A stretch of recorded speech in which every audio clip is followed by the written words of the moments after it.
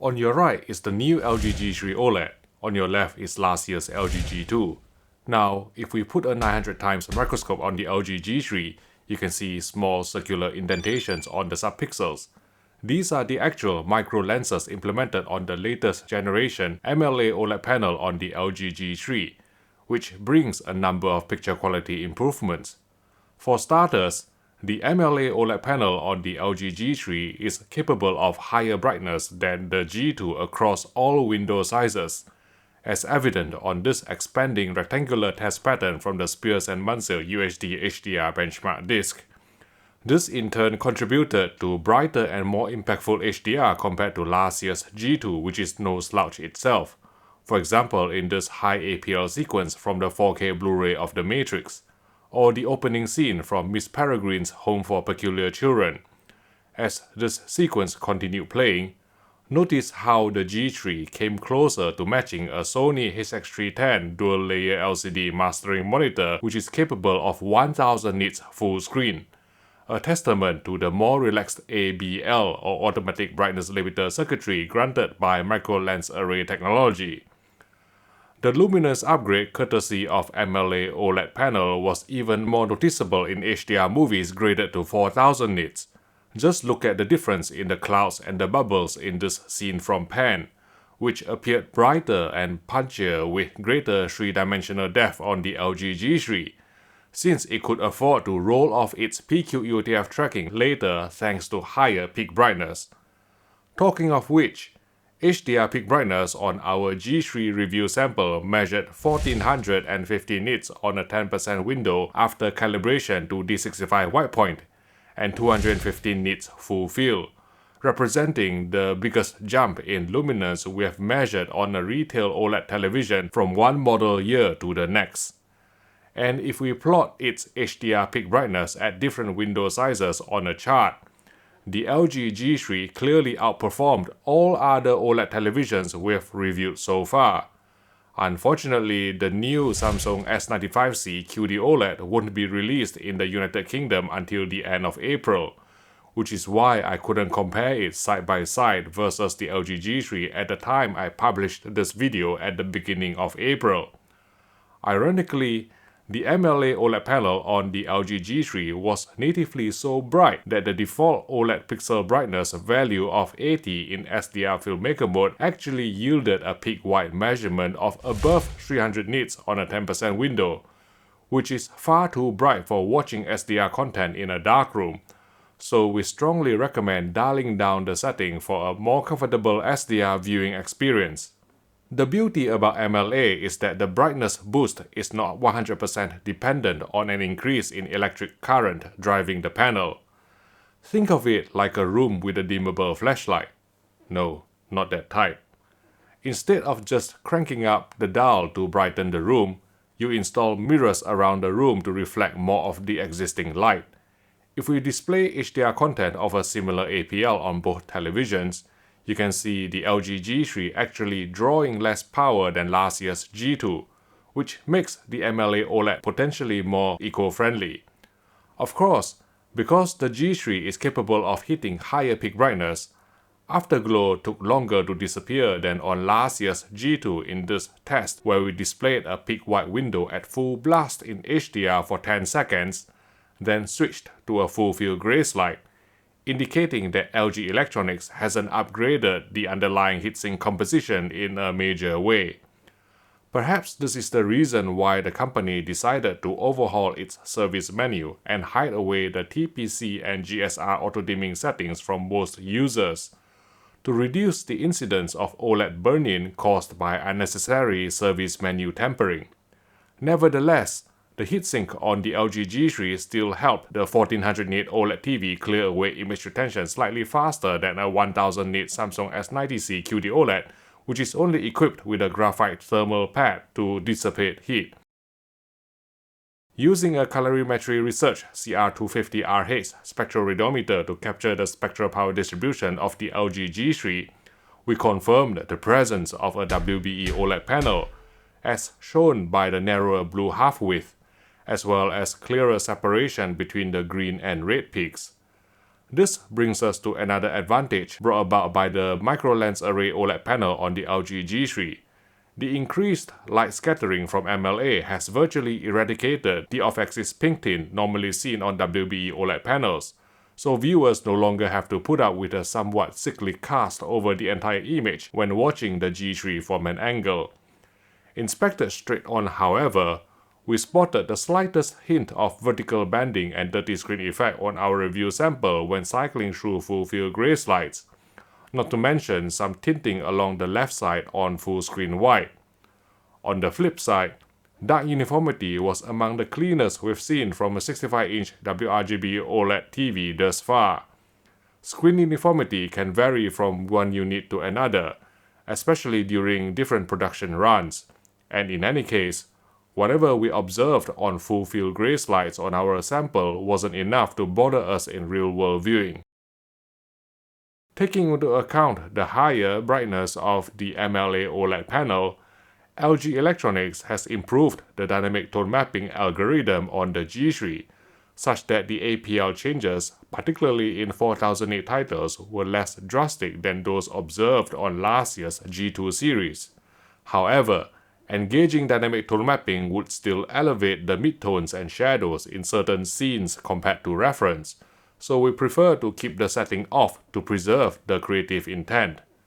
The same applies to the new expression enhancer setting.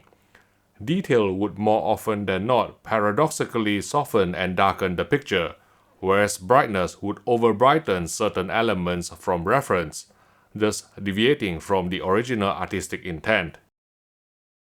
Dolby Vision implementation among various TV manufacturers can be all over the place, but based on our extensive testing, LG's is probably the best, which is not surprising given that LG OLEDs are the only ones recommended by Dolby in their Dolby Vision color grading best practices guide.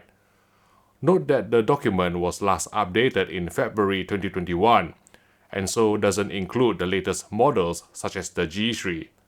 That said, we identified several areas that could be improved on the LG G3 in terms of Dolby Vision presentation. Shadow detail in very dark scenes was slightly crushed in the most accurate Dolby Vision Cinema mode out of the box, whereas Dolby Vision Game Optimizer mode tracked significantly brighter than the ST2084 PQ standard, and Kalman still doesn't support auto-cal calibration of Dolby Vision Game mode on LG's 2023 OLEDs at the time we filmed this video in April 2023. While waiting for this to be resolved, we recommend just playing games in HDR10 with HDRG enabled for the most part.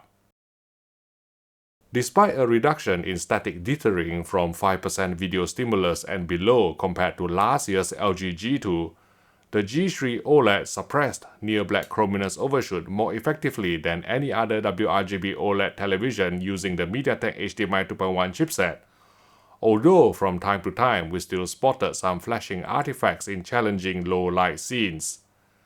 Near-black tracking in HDR10 wasn't the most linear on our review sample, causing occasionally harsh transitions on faces in a handful of dark scenes. Normally this can be dialed out through calibration, but running Kalman AutoCal on the latest firmware of 3.10.19 at the time we filmed this video repeatedly yielded lifted shadows which made dimly lit sequences lose image depth and contrast. I've been informed that LG Electronics and Portrait Displays are working on a firmware update to rectify this. To make it 100% absolutely clear though, all OLED TVs have their own problems coming out from black.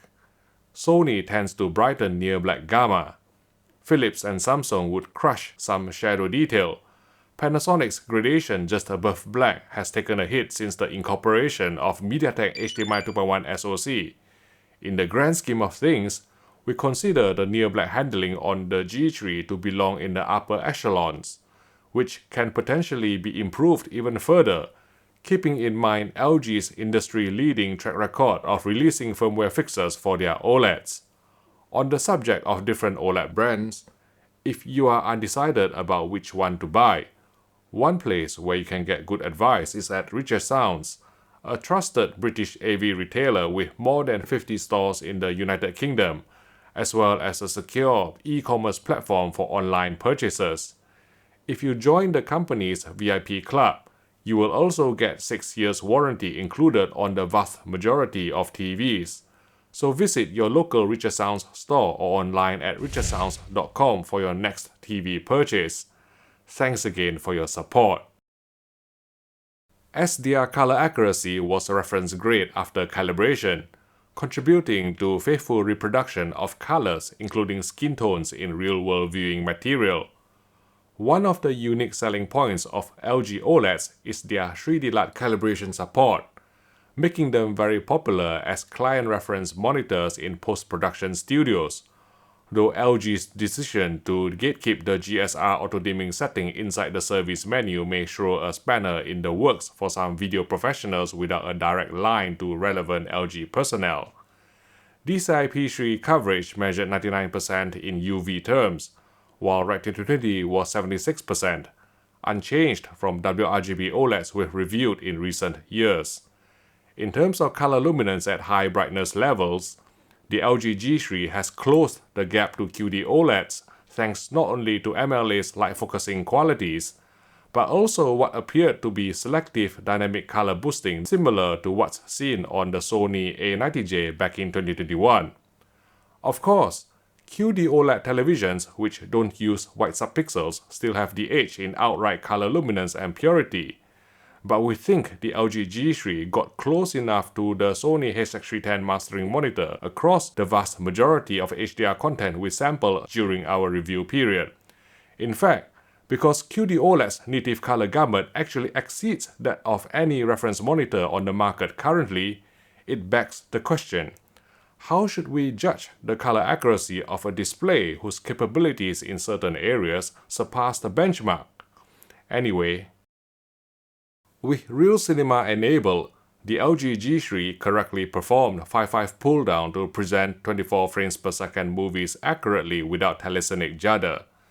Because of OLED's near instantaneous pixel response time and the G3's higher peak brightness, the 24p stutter and stroboscopic effect inherent in films may become more noticeable to certain viewers.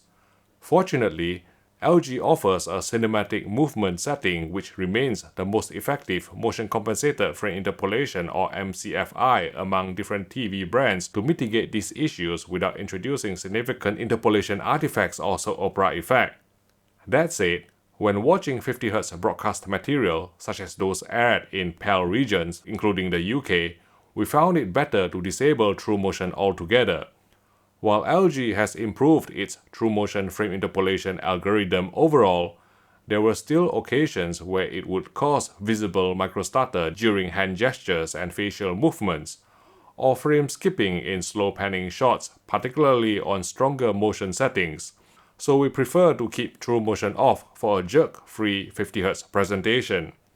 The OLED motion black frame insertion on the LG G3 remains stuck at 60Hz, limiting its use case due to excessive flicker and luminance drop. Sadly, 120Hz black frame insertion or BFI won't be making a comeback on WRGB OLEDs for the foreseeable future, since panel supplier LG Display has decided to prioritize increasing pixel aperture ratio to maximize light output in the face of strong competition from QD-OLED. The LG G3's video processing was on the whole excellent. The TV's upscaling algorithm retrieved sharp detail from this SMPTE RP133 test card in 576i with less ringing and overshoot than last year's G2, translating to impressive up conversion of sub-4K material, such as this grubby standard definition program on ITV SD, or this 1080i high-definition broadcast from BBC HD. Video mode deinterlacing, as well as film mode deinterlacing for both 3.2 and 2.2 cadences, the latter being more common in PAL countries including the UK, were all top-notch without any notable errors to report. In terms of native 10-bit gradation, there is some posterization in the skies of the Martian, which could be suppressed effectively by engaging smooth gradation, although because the medium and high settings would also scrub away more fine detail, we wouldn't advise going higher than the least aggressive setting of low. The LG G3 is arguably the best TV you can buy for playing games in 2023 if you value creative intent and image accuracy. Input lag was blazingly fast in Game Optimizer mode, going as low as 9.2 milliseconds at 60 FPS with boost mode engaged, halving to around 4.7 milliseconds at 120 frames per second. 4 HDMI 2.1 ports are available on the LG G3, each supporting the full HDMI 2.1 bandwidth of 48 gigabits per second, as well as 24 gigabits per second of DSC or display stream compression. HGIG was well implemented on the G3, hard clipping at 1500 nits for both maximum tone map luminance and maximum full frame tone map luminance to take advantage of MLA's higher peak brightness without subjecting compatible HDR games to double tone mapping. Note that in HDR Game Optimizer mode, peak brightness on the LG G3 would measure around 100 nits lower than in HDR Filmmaker mode after calibration to D65 white point, possibly to stave off OLED screen burn in view of the TV's non-aggressive GSR auto-dimming algorithm. Switching from HDR Filmmaker mode to HDR Game Optimizer mode in this character selection screen from Outriders, we measured the same 100 nit deficit too on a small white window placed at one corner of the screen, although because of how our eyes perceive brightness in a logarithmic manner, you shouldn't notice a significant difference in actual gameplay. What you may see, however, is a decrease in the vibrance of brightly saturated colors in Game Optimizer mode, since LG seemed to have disabled the aforementioned dynamic color boosting to maintain low latency. Otherwise, the G3 supports all three mainstream VRR formats of HDMI Forum VRR, AMD FreeSync and NVIDIA G-Sync to deliver buttery-smooth gameplay without frame drops or tearing artifacts. Talking about VRR, near black gamma shift and flickering remain visible on the LG G3 in a handful of VRR games, especially during more sedate scenes and on static menus. Every consumer TV we've tested so far, be it OLED or LED LCD, has always suffered from this phenomenon, but at least LG Electronics does provide a fine-tuned dark areas setting inside the Game Optimizer menu to mitigate the issue on a game-by-game basis. Talking about picture settings, many would become grayed out and unadjustable in the main picture menu when in Game Optimizer mode. This is because LG wanted to let gamers customize these settings for different game genres in the Game Optimizer menu. For instance, you can adjust the settings in the RPG genre to your liking, then have different values for sports. But for the highest image accuracy when playing games, we would always go with the standard game genre preset without changing the default values. High-end LG televisions, including the G3, remain the only TVs on the market that can support 4K 120Hz Dolby Vision gaming from the Xbox Series X. Though this will change later this year as Philips and Sony release OLED TVs equipped with MediaTek's Pantonic 1000 SoC, which unfortunately is still limited to 2 HDMI 2.1 ports capable of FRL signaling. So the LG G3 and C3 will continue to have the upper hand with their 4 full bandwidth HDMI 2.1 ports.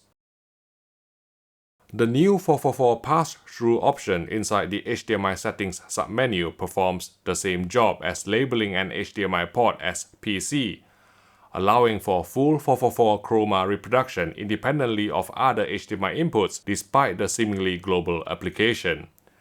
As long as you select the Game Optimizer preset with 444 pass-through enabled, there is no increase in input lag at all, making it a very compelling option even for console gamers, especially since engaging 444 pass-through would result in slightly smoother native 10-bit gradation when displaying 4K 120Hz video signal not only on this gray ramp pattern in the Display HDR app, but also in real-world content such as this character selection screen from Outriders on the Xbox Series X. This is particularly helpful in Game Optimizer mode where the smooth gradation decontouring filter is grayed out and unavailable. The LG G3 Gallery Series OLED is designed to be wall-mounted, and so only ships with a wall bracket included. not a tabletop stand. The official stand you can buy separately from LG takes up only a small amount of space and looks really premium, but will produce a slight leanback and some instability due to its self-pivoting swivel functionality.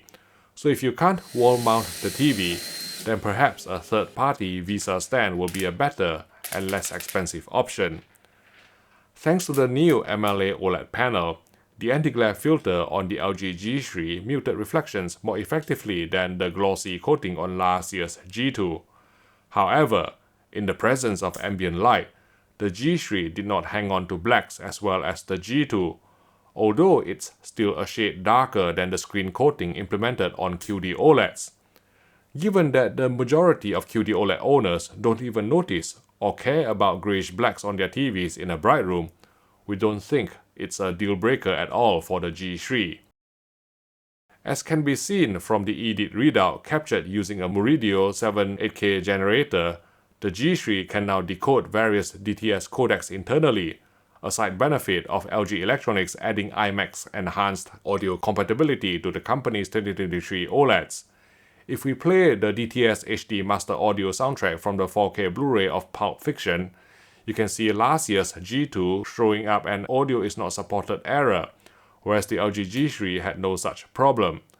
Sound quality from the onboard speakers of our 65-inch G3 review unit was strangely underwhelming, not quite hitting the heights of previous G series OLED TVs from LG in terms of dynamism, clarity, and bass response, despite us experimenting with all the sound presets and the AI acoustic tuning calibration. An external soundbar or home theater system is a must if you want to match the TV's outstanding picture quality. To sum up, the LG G3 delivers the biggest brightness upgrade we've seen so far from a consumer OLED TV from one model year to the next, thanks in no small part to the latest generation MLA OLED panel from LG Display. Because of how MLA or micro lens array works, the luminance boost benefits not only small specular highlights, but also larger areas of high brightness, ultimately contributing to greater realism and clarity, especially in high APL scenes. The LG G3 presents some of the most impactful HDR we've witnessed on an OLED TV yet. The extra brightness has a knock-on effect on colors too, making them appear more vibrant and punchy together with LG's processing. The improved light scattering from MLA also leads to wider viewing angles, with less off-axis pink tint and brightness drop compared to previous non-MLA WBE OLED panels. Of course, no TV is perfect, and our LG G3 review unit fell slightly short in the areas of native 10-bit gradation for 4K 120Hz gaming, true motion interpolation in 50Hz broadcast content, as well as sound quality from the internal TV speakers. However, taking into consideration its outstanding color accuracy, superb video processing, impressive gaming credentials with low input lag, 4 HDMI 2.1 ports, multi-format VRR support, and accurate HDIG implementation that respects the creator's intent, on top of the brightness goodness granted by MLA technology, the LG G3 earns our highly recommended Best-in-Class award. Of course, we haven't reviewed any other 2023 flagship OLEDs from rival brands, simply because they are not available to buy in the UK where I'm based yet.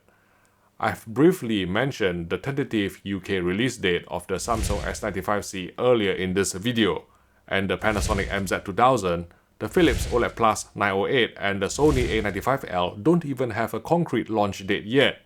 From autumn onwards is what I'm hearing from my industry contacts.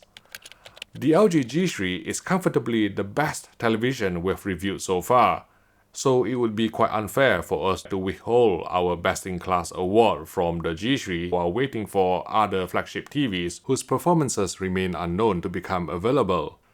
Winning our Best-in-Class award does not automatically translate to winning our annual TV shootout. The results are up to the judges to decide, and this year, we might do something different. Now, if you have bought the LG G3 or indeed any other TV, There is a sneaky setting buried in the user menu that actually caps the light output, negating the benefits of MLA technology. To find out what the setting is and how to disable it, please watch my instruction video by clicking here.